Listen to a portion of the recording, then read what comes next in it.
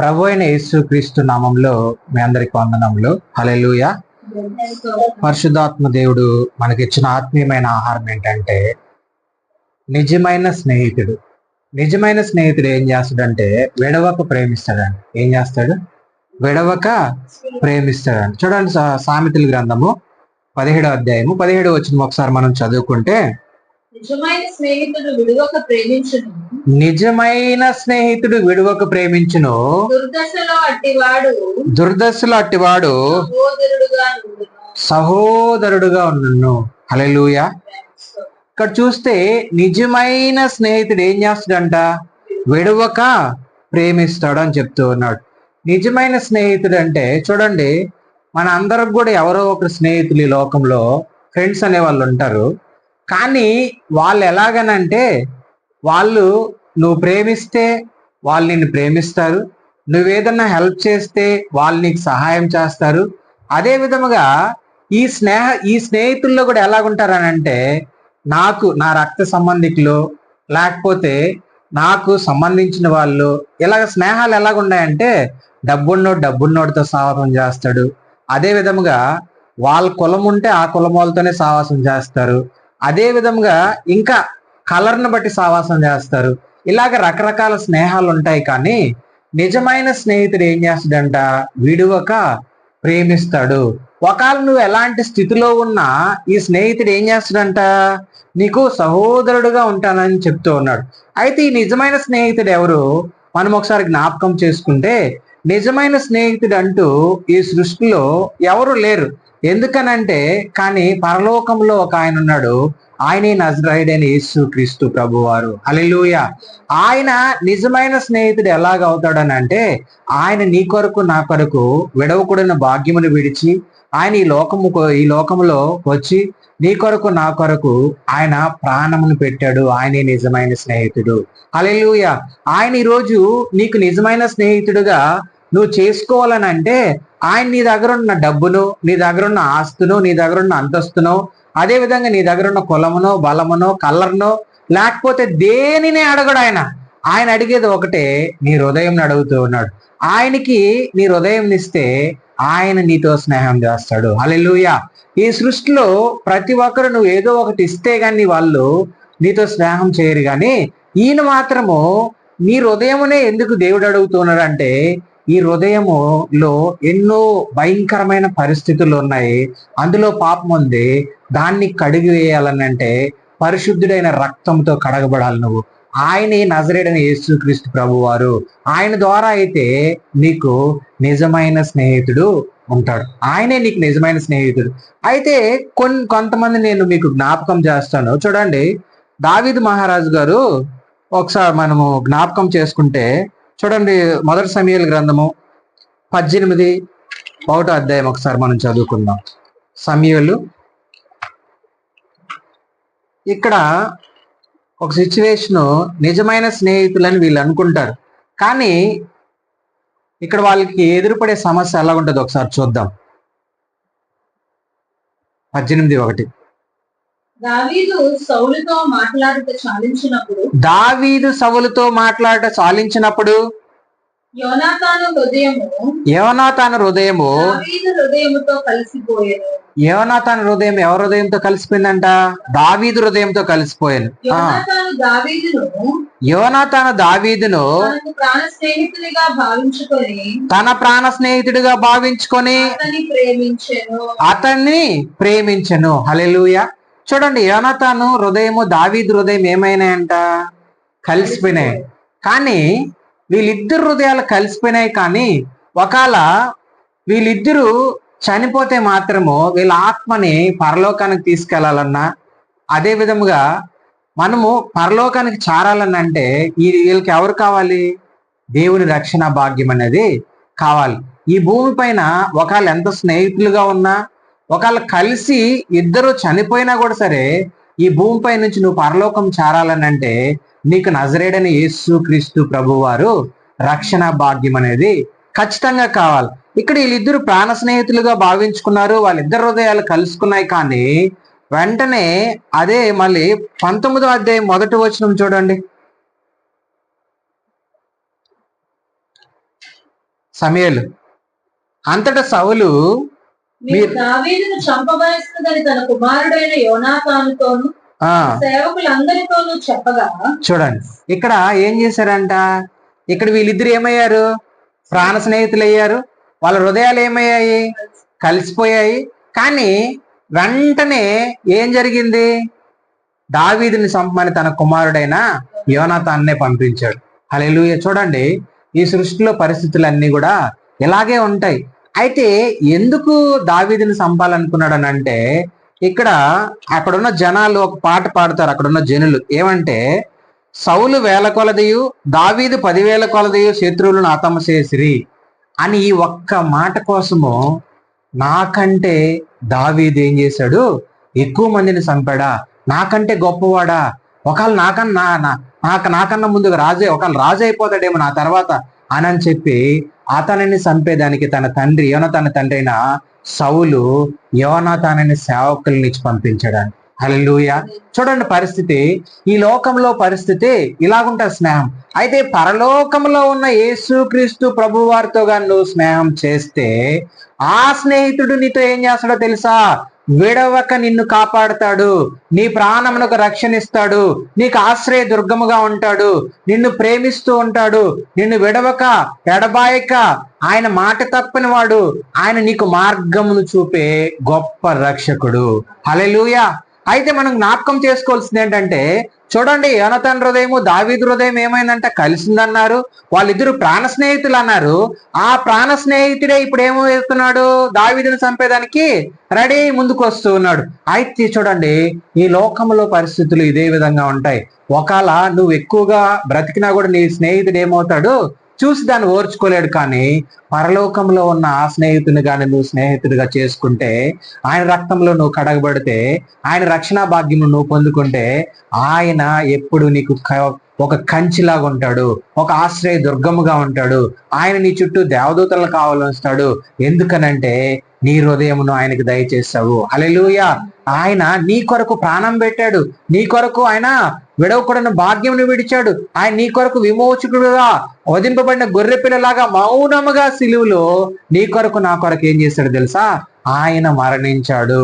హల్లెలూయా. ఆయన మరణమే ఈరోజు మనకు విజయమును తెచ్చిపెట్టింది. ఆయన మరణించి ఆఖరి రక్త బొట్టు వరకు నీ కొరకు నా కొరకు ఆయన చిందించాడు. ఆ చిందించిన రక్త బొట్టు ఈరోజు నిన్ను నన్ను ఏం చేస్తూ ఉంది, పాపంలోకి పడిపోకుండా, నరకంలో పడిపోకుండా ఆయన నిన్ను నన్ను రక్షిస్తూ ఉన్నాడు. అయితే ఇప్పుడు వరకు నువ్వు ఈ లోకంలో ఒకవేళ ఎంతో మంది స్నేహితుల్ని వాళ్ళని ప్రేమించుంటావేమో, వాళ్ళతో స్నేహం చేస్తూ ఉంటావేమో, వాళ్ళు ఒకవేళ నిన్ను మోసం చేసి ఉంటారేమో, ఒకవేళ నిన్ను చంపాలని చూసి ఉన్నారేమో. అయితే నిన్ను విడవక ప్రేమించే స్నేహితుడు ఒకడున్నాడు. ఆయనే పరలోకంలో నుంచి ఆయన 2 చేతులు చాచుకొని, ప్రయాసపడి భారము సమస్త జనులారా నా యొద్దకు రండి, నేను మీకు విశ్రాంతినిస్తానని చెప్తూ ఉన్నాడు. ఆయన దగ్గరికి వస్తే నీకు విశ్రాంతి వస్తుంది, ఆయన దగ్గరికి వస్తే నీకు రక్షణ భాగ్యం వస్తుంది, ఆయన దగ్గరికి వస్తే ఆయన నిన్ను విడవక ప్రేమిస్తాడు, ఆయన విడవక ప్రేమిస్తాడు. చూడండి, ఈ లోకంలో ఎంతో మంది స్నేహితులు కొద్ది రోజులు స్నేహం చేస్తారు, వెంటనే విడిపోతూ ఉంటారు. ఏవో కొన్ని చిన్న సమస్యలు ఎక్కడైనా కూడా సరే, కుటుంబంలో కావచ్చు, ఎక్కడ కావచ్చు, కానీ ఆయన మాత్రం నిన్ను విడవకుండా ప్రేమించే స్నేహితుడు. ఆయన నిన్ను ప్రేమిస్తూ ఉంటాడు. ఎందుకనంటే ఆయన నిన్ను రక్షించుకున్నాడు, ఆయన నీ కొరకు ఆయన ప్రాణం పెట్టి ఉన్నాడు. ఈ లోకంలో ఉన్న స్నేహము, లోక స్నేహం ఏంటి, లోక జ్ఞానం కావచ్చు, లోకంలో ఉన్న స్నేహం కావచ్చు, ఇవేవి కూడా నిన్ను రక్షించలేవు, ఇవేవి నిన్ను పరలోకానికి తీసుకెళ్ళలేవు. కానీ పరమాత్ముడైన నజరేయుడైన యేసుక్రీస్తు ప్రభు వారిని నువ్వు స్నేహితుడిగా చేసుకుంటే ఖచ్చితంగా ఆయన నిన్ను నీ ఆత్మకు రక్షణ కాపుదలనిచ్చి, ఒకవేళ ఈ శరీరం మృతతుల్యం అయిపోయి మరణించినా కూడా సరే, నీ ఆత్మను మాత్రం ఆయన సన్నిధానంలోనికి తీసుకుంటాడు. అంత గొప్ప స్నేహితుడు. ఈ లోకంలో నీకు అన్ని సకల సౌకర్యాలు అన్ని ఇవ్వచ్చేమో ఈ భూమిపై నుండే స్నేహితులు, కానీ నీ ఆత్మకు రక్షణ మాత్రము ఇవ్వలేరు, నీ ఆత్మను మాత్రము నరకం నుంచి తప్పించలేరు. ఈ నరకం నుంచి నిన్ను తప్పించాలన్నా, పరలోకం నిన్ను చేర్చాలన్నా, నజరేయుడైన యేసుక్రీస్తు నామములో నువ్వు రక్షణ బాప్తీసం తీసుకుంటే ఖచ్చితంగా నువ్వేమవుతావు, రక్షింపబడతావు. ఆయన నిన్ను విడవక ప్రేమిస్తాడు. ఆయన ఒకవేళ నువ్వు దురదశలో ఉన్నా, నువ్వు ఎలాంటి స్థితిలో ఉన్నా, ఒకవేళ నువ్వు అన్ని కోల్పోయి ఉన్నా, నీ దగ్గర ఏమీ లేకపోయినా ఆయన నిన్ను ప్రేమిస్తాడు. ఈ లోకంలో మనుషులు ఎలాగో తెలుసా? నీ దగ్గర డబ్బు ఉంటే నిన్ను ప్రేమిస్తారు, నీ దగ్గర కులం ఉంటే నిన్ను ప్రేమిస్తారు, నీ దగ్గర ఒక మంచి పొజిషన్ ఉంటే, ఉద్యోగం ఉంటే నిన్ను ప్రేమిస్తారు. అదే విధముగా అన్నీ ఉన్నప్పుడు ప్రేమించే స్నేహితులు ఈ లోకంలో ఉంటారు. కానీ నీ దగ్గర ఏమీ లేకపోయినా ప్రేమించే స్నేహితుడు ఒక ఆయన ఉన్నాడు. ఆయనే నజరేయుడైన యేసుక్రీస్తు ప్రభువారు. ఆయన స్నేహాన్ని నువ్వు పొందుకోవాలి. ఆయన స్నేహము నీకు ఇవ్వాలని అనుకుంటూ ఉన్నాడు. ఈ రోజు ఒకవేళ నువ్వు అన్ని పోగొట్టుకున్నావేమో, తల్లిదండ్రులు లేరేమో, లేకపోతే వాళ్ళు నిన్ను వదిలేశారేమో, ఒకవేళ నీ భార్య పిల్లలు నిన్ను వదిలివేశారేమో, ఒకవేళ నిన్ను భర్త నిన్ను వదిలేశాడేమో, కానీ నీ పిల్లలు ఒకవేళ నిన్ను చూడటం లేదేమో, కానీ ఒక ఆయన అంటూ ఉన్నాడు, నేను నీకు ఉన్నాను, నేను నీతో స్నేహం చేయాలనుకుంటూ ఉన్నాను, నేను నిన్ను రక్షించాలనుకుంటూ ఉన్నాను, నిన్ను ప్రేమించాలనుకుంటూ ఉన్నాను అని చెప్పి ఒక ఆయన రెండు చేతులు చాచుకొని నీ వైపు ఎదురు చూస్తూ ఉన్నాడు. ఆయన ఎవరో కాదు, నజరేయుడైన యేసుక్రీస్తు ప్రభువారు. హల్లెలూయా. అయితే వీళ్ళిద్దరు స్నేహితులు, వాళ్ళ హృదయములు కలిసాయి. దావీదు యోనాతానుది ప్రాణ స్నేహితులుగా భావించుకున్నారు. కానీ కొద్ది రోజుల్లోనే మళ్ళీ ఏమైంది? అదే యోనాతాను దావీదుని చంపేదానికి సేవకులు తీసుకొని రెడీ అయ్యి వచ్చేసాడు. చూడండి, లోకంలో పరిస్థితులు ఎలాగ ఉంటాయి. ఒకవేళ నువ్వు ఎక్కువగా బ్రతికినా, చూడండి చాలా మంది మనమల్ని కింద పడిపోయినప్పుడు పైకి లేపేదానికి ఒక చేయి కూడా రాదంట. అదే మనం పైకి ఎదిగే కొద్దీ చాలా చేతులు, 100 చేతులు వచ్చి కిందకి లాగేస్తూ ఉంటాయంట. కానీ దేవుడు మాత్రం అలా కాదు. నువ్వెంత తగ్గించుకుంటే, నువ్వెంత దేవునికి లోబడితే, నువ్వెంత దేవునికి దగ్గరగా ఉంటే, నువ్వెంత దేవుణ్ణి ప్రేమిస్తే, నువ్వెంత దేవునితో నడిస్తే, నువ్వెంత బైబిల్ని ధ్యానిస్తే, నువ్వెంత దేవునికి ప్రార్థన చేస్తే, నువ్వెంత దేవుణ్ణి ఆరాధిస్తే, అంతకంతకు దేవుడు నిన్ను ఆశీర్వదిస్తాడు. హల్లెలూయా. అయితే మనం జ్ఞాపకం చేసుకోవాల్సింది ఏంటంటే, ఒక మాట చూడండి, అదే ఇక్కడ చంపాలనుకున్నాడు, కానీ వీళ్ళిద్దరూ ఒక నిబంధన చేసుకున్నారు. 17వ వచనం చదవండి, 20:17. మొదటి సమూయేలు. యోనాతాను దావీదును తన ప్రాణ స్నేహితుడిగా ప్రేమించడు కనుక ఆ ప్రేమను బట్టి దావీదు చేత ఏమి చేసుకున్నాడంట? మళ్ళా ప్రమాణము చేయించుకున్నారు. ఎందుకనంటే వీళ్ళిద్దరూ ప్రాణ స్నేహితులు కదా. నిన్ను ఎలాగో ఒకలాగా నా తండ్రి దగ్గర నుంచి నేను తప్పిస్తానని అతను, అదే విధముగా నీ తండ్రి నేనేం తప్పు చేశాను, నన్ను చంపాలని మిమ్మల్ని అందరినీ పంపిస్తూ ఉన్నాడని చెప్పి దావీదు వీళ్ళిద్దరూ ఏం చేస్తున్నారనంటే, వాళ్ళు ప్రమాణం చేసుకున్నారు, ఎలాగైనా నేను నిన్ను కాపాడుతాను, రక్షిస్తానని. అయితే ఒకవేళ సౌలు చేతిలో నుంచి దావీదుని తప్పించొచ్చేమో గాని యోనాతాను ఒకవేళ కాపాడొచ్చేమో కానీ ఈ లోకం నుంచి పరలోకములకు నువ్వు చేరాలనంటే యేసుక్రీస్తు రక్షణ భాగ్యము ఖచ్చితంగా కావాలి. హల్లెలూయా. యేసుక్రీస్తు రక్షణ భాగ్యము నీకు ఖచ్చితంగా కావాలి. నీకు ఖచ్చితంగా కావాలంటే ఆయన రక్షకుడుగా నువ్వు అంగీకరించాలి. ఆయన రక్షకుడుగా నువ్వు అంగీకరిస్తే ఖచ్చితంగా ఆయన నిన్ను ప్రేమిస్తాడు. ఆయన నిన్ను ప్రేమించడమే కాదు, ఆయన నిన్ను రక్షిస్తాడు, ఆయన నిన్ను పోషిస్తాడు, ఆయన నిన్ను నడిపిస్తాడు, ఆయన ఉన్నతమైన స్థితిలో నిన్ను వస్తాడు. అంత గొప్ప స్నేహితుడు ఈరోజు నీకు పరిచయం అవుతూ ఉన్నాడు. ఆ స్నేహితుడు నువ్వు కోరుకో. ఈ లోకంలో ఉన్న స్నేహితుడు ఒకవేళ నువ్వు ఎదుగుతూ ఉన్న కొద్ది కిందకి లాగేస్తాడు. అదే పరలోకంలో ఉన్న స్నేహితుడు ఏం చేస్తాడు తెలుసా? నీకు స్నేహం అనే రుచిని చూపించి పరలోక గవిని ఆయన నీకు దర్శనముగా చూపిస్తాడు. ఆయన ఒకానొక దినము నిన్ను అక్కడికి ఆయన తీసుకువెళ్తాడు, రాబోతూ ఉన్నాడు. అలాంటి స్నేహితుడు నువ్వు స్నేహం చేయి. ఈ లోకము స్నేహము, ఈ లోక జ్ఞానము దేవునికి ఏమైనాయి? వెరితనముగా, వైరముగా ఉన్నాయి. కాబట్టి నువ్వు దేవునిని స్నేహితుడిగా చేసుకో. హల్లెలూయా. ఈ సృష్టిలో దేన్ని స్నేహంగా చేసుకోవద్దు. చాలా మంది ఫోన్ స్నేహితుడిగా భావిస్తూ ఉంటారు. చాలా మంది కొన్ని కుక్కల్ని వాళ్ళ ఫ్రెండ్ గా చేసుకుంటూ ఉంటారు. కొంతమంది కొన్ని జంతువుల్ని పెంచుకుంటూ ఉంటారు, స్నేహం వాటితో చేస్తూ ఉంటారు. కొంతమంది రకరకాల ఆలోచనలతో, కొంతమందికి డబ్బే వాళ్ళ స్నేహితుడు, కొంతమందికి బంగారమే వాళ్ళ స్నేహితుడు, కొంతమందికి ఇతర మనుషులతో పని ఏముండదు, వాళ్ళు వేసుకునే డ్రెస్సులు, వాళ్ళు వేసుకునే అలంకారం, ఇవి వాళ్ళ స్నేహంగా అవే జీవితం అనుకొని జీవిస్తూ ఉంటారు. కానీ అవేవి కూడా నేను పరలోకానికి తీసుకెళ్ళవు, అవేవి కూడా పాపము నుంచి నేను విడిపించవు. గాని పరలోకమును తీసుకెళ్లాలంటే నజరేయుడైన యేసుక్రీస్తు రక్తంలో నువ్వు కడగబడాలి. హల్లెలూయా. చూడండి, మళ్ళీ మనం ఒకసారి, నిజమైన స్నేహితుడు ఏం చేస్తాడంట? విడవక ప్రేమిస్తాడు. నువ్వు ఎలాంటి స్థితిలో, దురదస్తులో ఉన్నప్పుడు అట్టివాడు సహోదరుడుగా నీకేముంటాడంట ఉంటాడంట. ఆయన నీకు తోడుగా ఉంటాడు. ఆయన నీ కష్టంలో నీ కన్నీళ్లు తుడిచేవారుగా ఉంటాడు. చూడండి, మన కన్ను ఉందా, మన కంట్లో కన్నీళ్ళు వస్తే, కన్నీళ్ళు ఎప్పుడు వస్తాయి? ఒకవేళ మన చేతికి దెబ్బ తగిలింది అనుకో, కంట్లో నుంచి ఏమొస్తాయి? కన్నీళ్ళు వస్తాయి. అదే కంట్లో నుంచి కన్నీళ్ళు వస్తే ఈ చెయ్యి ఏం చేస్తుంది? వెళ్ళి వెంటనే చేతికి దెబ్బ తగిలింది ఏం చేస్తుంది? కన్నును తుడుస్తుంది. మన జీవితంలో కూడా చూడండి, యేసుక్రీస్తు ప్రభువారు ఉంటే నీకు ఎన్ని కష్టాలున్నా, ఎన్ని బాధలున్నా, ఎన్ని ఇరుకులో ఉన్నా, ఎన్ని ఇబ్బందుల్లో ఉన్నా, ఎలాంటి స్థితిలో నువ్వు ఉన్నా, ఆయన నీకు విడుదలనిస్తాడు. ఆయన నిన్ను ఆశీర్వదిస్తాడు. ఆయన నిన్ను ఫలింప చేస్తాడు. ఆయన నిన్ను భాగ్యవంతునిగా చేస్తాడు. హల్లెలూయా. ఈ లోక భాగ్యము నిన్నేం చేయదు? దేవుని నీతిని నెరవేర్చలేదు, దేవుని చిత్తము నెరవేర్చలేదు. ఈ లోక భాగ్యము నిన్ను పరలోకానికి తీసుకెళ్ళదు. పరలోకములో పరమాత్ముడు ద్వారా వచ్చిన భాగ్యం మాత్రము, ఆ రక్షణ భాగ్యం నిన్నేం చేస్తుంది? పరలోకానికి తీసుకెళ్తుంది. ఒకసారి చూద్దాం. చూడండి, యోహాను సువార్త 15వ అధ్యాయము 13వ వచనం ఒకసారి చదువుకుందాం. యోహాను సువార్త 15:13. తన స్నేహితుల కొరకు తన ప్రాణం పెట్టువాని కంటే, తన స్నేహితుల కొరకు తన ప్రాణం పెట్టివాని కంటే ఎక్కువైన ప్రేమ గలవాడు ఎవడునూ లేడు. ఎక్కువైన ప్రేమ గలవాడు ఎవడునూ లేడు. కిందకి చదవండి. ఎక్కువైన ప్రేమ గలవాడు ఎవడునూ లేడు. నేను మీకు ఆజ్ఞాపించు వాటిని చేసిన ఎడల, నేను మీకు ఆజ్ఞాపించి వాటిని చేసిన ఎడల నా స్నేహితులై ఉందురు. హల్లెలూయా.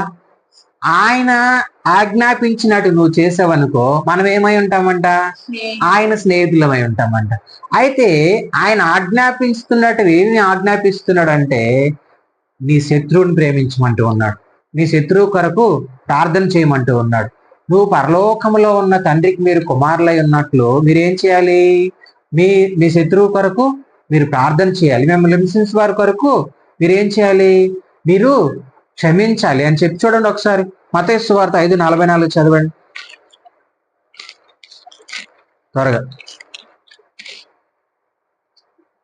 నేను మీతో చెప్పినదేమనగా, మీరు మీ పరలోకమందున్న మీ తండ్రికి కుమారులై ఉండినట్లు, మీరు మీ పరలోకములో ఉన్న తండ్రికి కుమారులై ఉన్నట్లు మీ శత్రువులను ప్రేమించుడి, హింసించిన వారి కొరకు ప్రార్థన చేయుడి. హల్లెలూయా. చూడండి, ఈయన ఏం చెప్తాడనంటే, ఆయన ఆజ్ఞ ఏంటో తెలుసా? మీ శత్రువులను ఏం చేయాలి? ప్రేమించాలి. మిమ్మల్ని హింసించిన వారి కొరకు మీరేం చేయాలి? ప్రార్థన చేయాలి. అది దేవుడు చెప్పేది. నువ్వు అలా చేస్తే ఖచ్చితంగా ఏమవుతావు? దేవునితో అంటకట్టబడి ఉంటావు. నువ్వేమవుతావు? ఫలిస్తావు. నువ్వు బహుగా ఫలిస్తావు. ఎప్పుడు? ఆయనతో అంటకట్టబడి ఉన్నప్పుడు. ఆయనతో నువ్వు అంటకట్టబడి ఉంటే నీలో ఏమొస్తుంది అంటే దేవుని ప్రేమ వస్తుంది. ఇతరులను నువ్వు ప్రేమించగలుగుతావు, ఇతరులను నువ్వు క్షమించగలుగుతావు, ఇతరులను నువ్వు ఏం చేస్తావు? దేవునిలోకి నడిపించగలుగుతావు. హల్లెలూయా. అందుకే ఇక్కడ అంటూ ఉన్నాడు, నేను మిమ్మల్ని ప్రేమించిన ప్రకారము మీరు ఒకరినొకరు ప్రేమించవలటే నా ఆజ్ఞ. తన స్నేహితుల కొరకు తన ప్రాణం పెట్టువాని కంటే ఎక్కువైన ప్రేమ గలవాడు ఎవడు లేడు.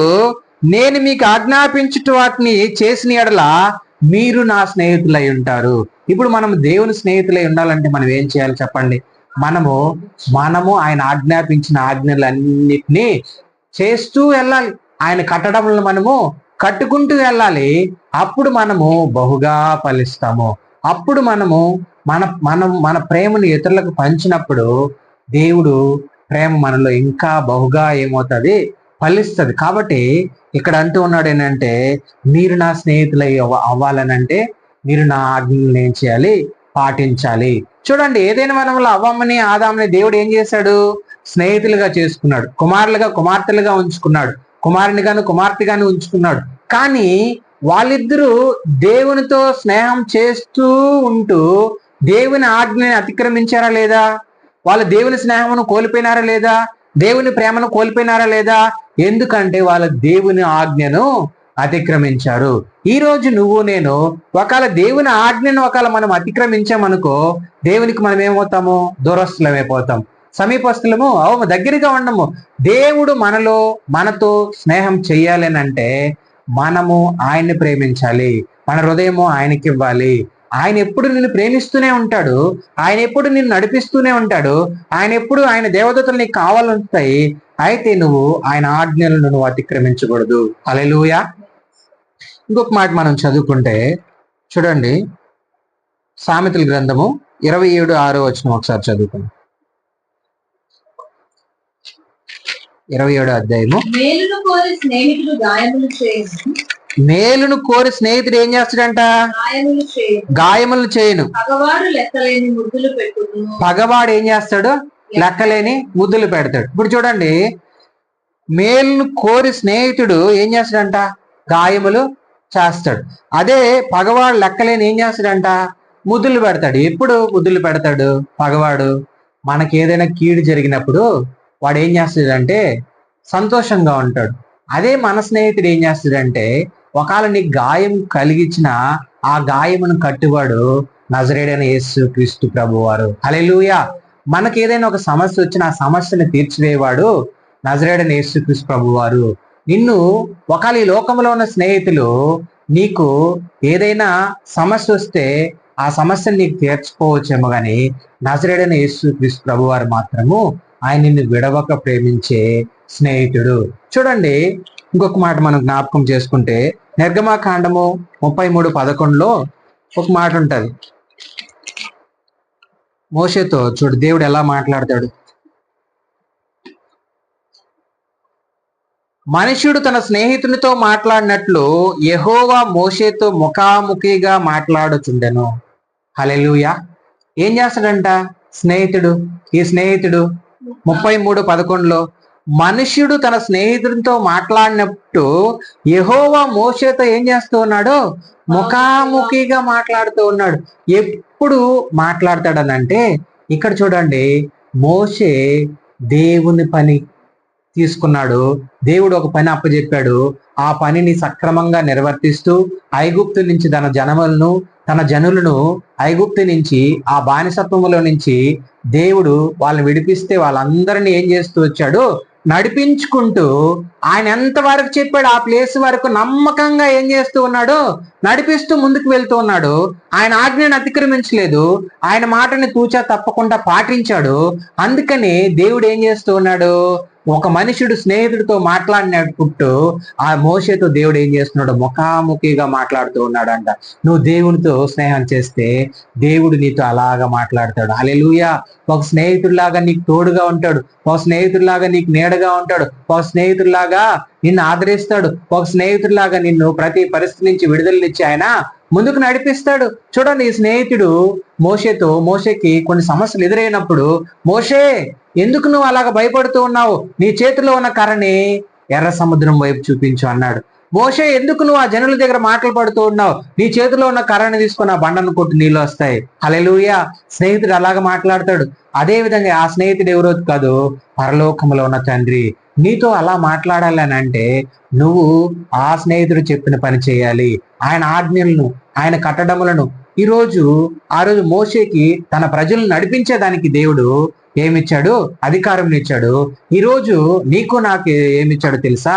తన బిడ్డలని, లోకంలో ఉన్న ప్రతి ఒక్కరిని దైవికమైన మార్గంలో నడిపించుట కొరకు నీకు నాకు అధికారం అనేది ఆయన ఇచ్చాడు. ఎందుకనంటే అనేక ఆత్మలను, పాపంలో ఉన్న వారిని, లోకంలో ఉన్న వారిని, చీకట్లో ఉన్న వారిని, భయంకరమైన పరిస్థితుల వ్యసనంలో ఉన్న వారి అందరినీ కూడా నన్ను ఈరోజు ఆయన నిన్ను ప్రేమించి మనల్ని ప్రత్యేకపరుచుకొని ఈరోజు మనతో మాట్లాడుతూ అనేక మందిని రక్షించమని దేవుడు చెప్తూ ఉన్నాడు. అయితే మనం జ్ఞాపకం చేసుకోవాల్సింది ఏంటంటే ఇక్కడ మోషేతో దేవుడు ముఖాముఖిగా మాట్లాడుతూ ఉన్నాడు. హల్లెలూయా.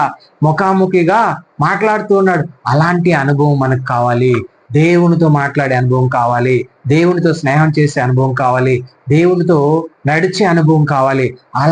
అలాంటప్పుడు దేవుడు మనం ఎక్కడికి వెళ్ళాలో అక్కడికి ఆయన తీసుకువెళ్తూ ఉంటాడు. చూడండి, ఇంకొక మాట, యోహాను సువార్త 3:29 ఒకసారి చదవండి. యోహాను సువార్త 3:29, 3వ అధ్యాయము 29వ వచనం. పెళ్లి కుమార్తె గలవాడు పెళ్లి కుమారుడు అయితే నిలువబడి పెళ్లి కుమారుని స్వరము వినడి స్నేహితుడు ఆ పెళ్లి కుమారుని స్వరము విని మిక్కిలి సంతోషించును. పెళ్లి కుమారుడు స్వరము వింటే ఏమవుతుందంట? మిక్కిలి ఆ స్నేహితుడు ఏమవుతాడు? సంతోషిస్తాడు. ఈరోజు నువ్వు ఎవరి స్వరము నువ్వు వినాలని అంటే నజరేయుడైన యేసు క్రీస్తు ప్రభువారి స్వరమును నువ్వు వినాలి. ఆయన స్వరము నువ్వు వింటే నీ కుటుంబంలో సంతోషము, నీలో సంతోషము, నీ సంఘములో సంతోషము, నువ్వు చేసే పనిలో సంతోషము, నువ్వు జీవించే జీవిత కాలం అంతా దేవుడు ఏం చేస్తాడు? నిన్ను సంతోషంగా దేవుడు నిన్ను ముందుకి నడిపిస్తాడు. అయితే నువ్వు చేయవలసింది నజరేయుడైన యేసు క్రీస్తు ప్రభు వారితో స్నేహం చేయాలి. హల్లెలూయా. నువ్వు నజరేయుడైన యేసు క్రీస్తు ప్రభు వారితో నువ్వు స్నేహం చేస్తే ఖచ్చితంగా నువ్వు ఆయన స్వరమును వినగలుగుతావు, ఆయన మాటలను నువ్వు వింటావు, ఆ మాట ప్రకారం నువ్వు జీవిస్తావు, ఆ మాట ప్రకారం నువ్వు ముందుకు వెళ్తావు. ఇప్పుడు తండ్రి చిత్తమును ఈ కుమారుడిగా భూమి మీదకి వచ్చి యేసుక్రీస్తు ప్రభు వారు 33.5 సంవత్సరము ఈ భూమి పైన ఉన్నాడు. 3.5 సంవత్సరములో దేవుని చిత్తమును నెరవేర్చి సిలువలో ఆయన మన కొరకు, మన పాపములు శాపముల కొరకు బలయి మరణించి 3వ రోజు ఆయన తిరిగి లేచి ఈరోజు తండ్రి కుడి పార్శ్వమున పరలోకములో కూర్చొని ఉన్నాడు. హల్లెలూయా. ఈరోజు దేవుని చిత్తము నీ పట్ల ఏమైందో అనంటే, నిన్ను ఆ స్నేహితుడు విడవకు ప్రేమిస్తూ ఉన్నాడు కదా, నువ్వు ఆయన చిత్తమును నువ్వేం చేయాలి? జరిగించాలి. భూమి పైన ఆయన చిత్తమును నువ్వేం చేయాలి? నెరవేర్చాలి. ఆయన చిత్తమును అంటే మనం ఏదో అనుకుంటాం, కానీ ఆయన వాక్య లేఖనములు ప్రచురణ చేయడము, ఆయన వాక్యమును బోధించడము, ఆయన వాక్యమును ప్రకటించడము, సువార్త అనేక మందికి ప్రకటించి మనము ఆయన సన్నిధిలోకి అనేక మందిని నడిపించుట కొరకే దేవుడు ఈరోజు నిన్ను నన్ను విడవక ప్రేమిస్తూ ఉన్నాడు. నువ్వు ఎలాంటి దశలో ఉన్నా, నువ్వు ఎలాంటి స్థితిలో ఉన్నా ఆయన నిన్ను ఏం చేస్తూ ఉన్నాడు? తప్పిస్తున్నాడు. నిన్ను ప్రేమిస్తూ ఉన్నాడు. నిన్ను ఆయన నడిపిస్తూ ఉన్నాడు. హల్లెలూయా. ఇంకొక మాట చూడండి, సామెతల గ్రంథమే 27:17 వచ్చిన ఒకసారి చదువు. 27:17. ఇనుము చేత ఇనుము పదునగును, అట్లు ఒకడు తన చెలికానికి వివేకము పుట్టించును. ఇనుము చేత ఇనుము ఏమవుతుందంట? పదునవుతుందంట. అదే విధముగా అట్లు ఒకడు తన చెలికానికి వివేకము పుట్టించును. వివేకం అంటే జ్ఞానము. ఈ వివేకము ఇప్పుడు మన చెలికాడుగా ఎవరుండాలని అంటే యేసు క్రీస్తు ప్రభు వారిగా ఉండాలి. హల్లెలూయా. ఈ లోకంలో ఉండే చెలికాడు నిన్నేం చేస్తాడు అంటే లోకం వైపు నడిపిస్తాడు, పాపం వైపు నడిపిస్తాడు, చీకట్లకు నడిపిస్తాడు, అనేక వ్యసనాలకి బానిసని చేస్తాడు నిన్ను. కానీ పరలోకంలో ఉండే చెలికాడు ఏం చేస్తాడు తెలుసా? నీకు వివేకంనిస్తాడు, జ్ఞానంనిస్తాడు, మంచి హృదయంనిచ్చి, మంచి ఆలోచనలు ఇచ్చి, మంచి తలంపుల్నిచ్చి, నీకు సుందరమైన సువాసనమైన ఆ మార్గము నజరేయుడైన యేసు క్రీస్తు మార్గములో నిన్ను నడిపిస్తాడు. హల్లెలూయా. ఆయన మార్గంలో నిన్ను నడిపిస్తాడు. ఎందుకనంటే ఒకడు తన చెలికానికి వివేకమును పుట్టిస్తాడు. హల్లెలూయా. మనం ఆ వివేకము కావాలన్నా, ఆ పరలోక జ్ఞానం కావాలన్నా, ఆ పరలోక పిలుపు నీకు కావాలనన్నా నీ హృదయమును దేవునికి సమర్పించుకోవాలి, నీ దేహమును దేవునికి సమర్పించుకోవాలి. అప్పుడు ఆ స్నేహితుడు విడవకుండా నిన్ను ప్రేమిస్తాడు. చూడండి ఇంకొక మాట, యోబు గ్రంథము 42:10 ఒకసారి చదువుతాం. యోబు కీర్తనలకు ముందు ఉంటుంది 10. మరియు యోబు తన స్నేహితుల నిమిత్తము ప్రార్థన చేసినప్పుడు, తన స్నేహితుల నిమిత్తం ఏం చేశాడంట? ప్రార్థన చేసినప్పుడు అతని క్షేమస్థితిని మరలా అతనికి దయచేశాడు. రెండు పూర్వస్థితి కంటే రెండింతలుగా అతనికి ఆశీర్వాదం అధికముగా అతనికి దయచేశాడు. ఎవరి గురించి ప్రార్థన చేశాడు? స్నేహితుల కొరకు ప్రార్థన చేశాడు.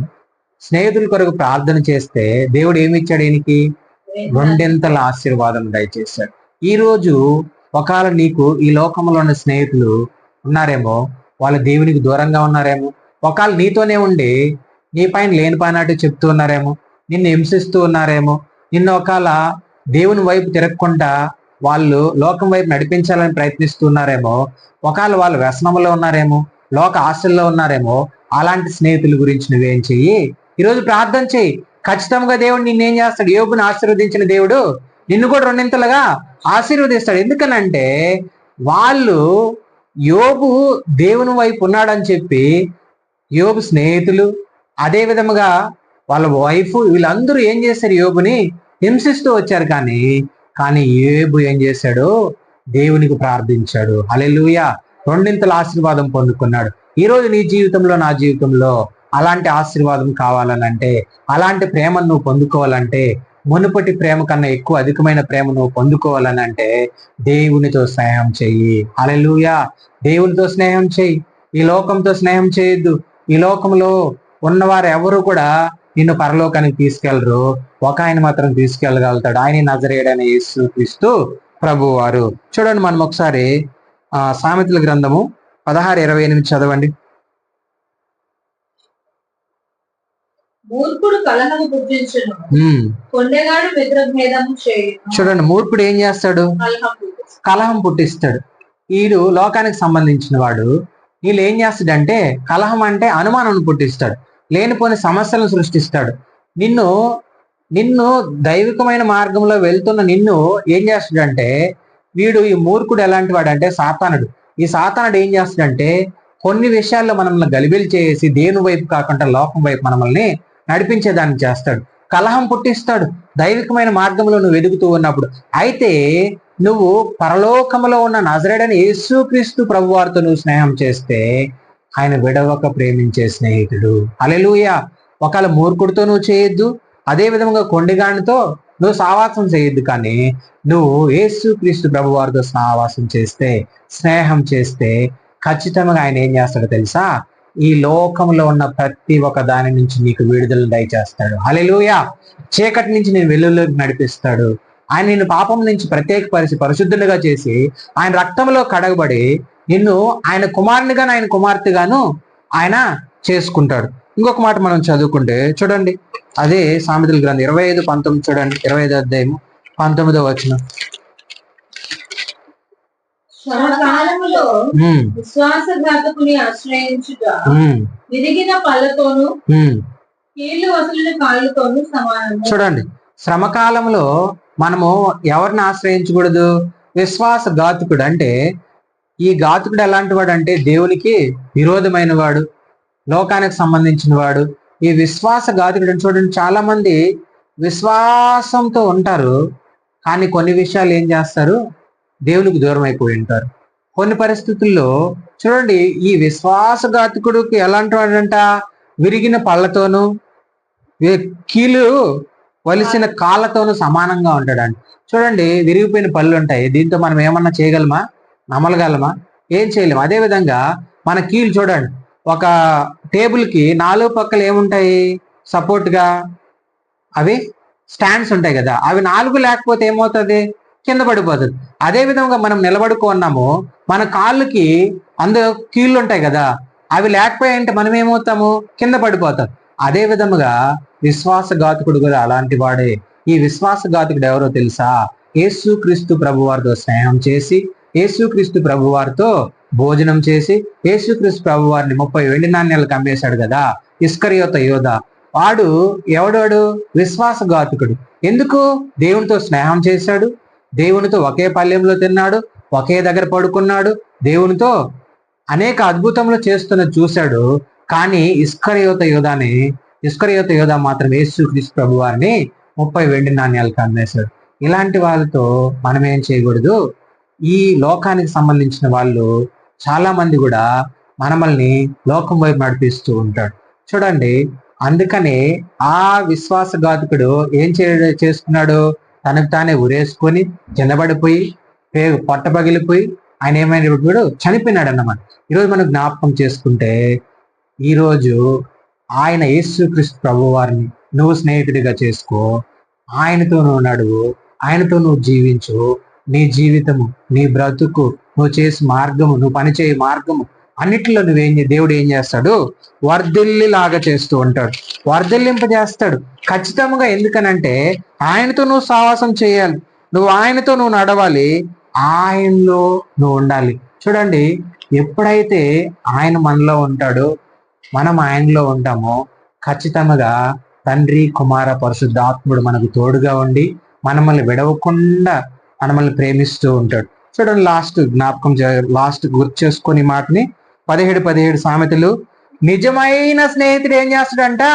విడవక ప్రేమించును, దుర్దశలు అట్టివాడు సహోదరుడుగా ఉంటాడని చెప్తూ ఉన్నాడు.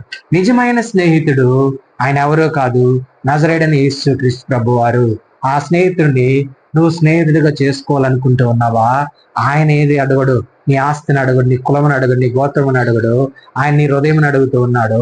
ఆయన నీ దగ్గర ఉన్న డబ్బు అడగడు, కానీ నీ హృదయం అడుగుతున్నాడు. ఆయనకి నువ్వు ఇస్తే ఖచ్చితంగా ఆయన ఏం చేస్తాడు తెలుసా? నిన్ను విడవక ప్రేమిస్తాడు, నీ విడవక రక్షణ భాగ్యం ఇస్తాడు. ఆయన విడవక ఆయన రక్తంతో నిన్ను కడగబడి పరిశుద్ధపరిచి ప్రత్యేకపరిచి ఆయన పరలోకం వైపు నిన్ను నడిపించుకుంటాడు.